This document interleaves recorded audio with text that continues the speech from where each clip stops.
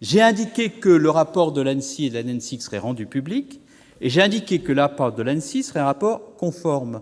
C'est-à-dire qu'alors que nous n'y sommes pas obligés, nous nous conformerons à toutes les recommandations qui nous seront adressées, de manière à être absolument irréprochables quant aux garanties que nous comprenons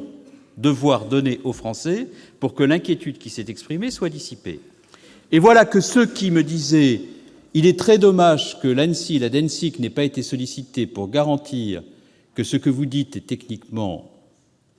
fiable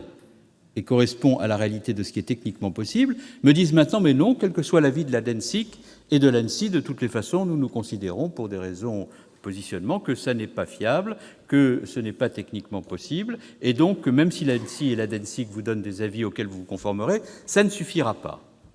Donc nous prendrons ces avis, nous les rendrons publics, nous nous y conformerons, parce que nous sommes l'État, que dans l'État, il y a des agences et des directions dont c'est le rôle de veiller à cela, et qu'on ne peut pas, sous prétexte que ces sujets sont traités par l'État, engendrer systématiquement sur tous ces sujets les inquiétudes à partir de la plus grande suspicion, sous prétexte que c'est l'État qui agit.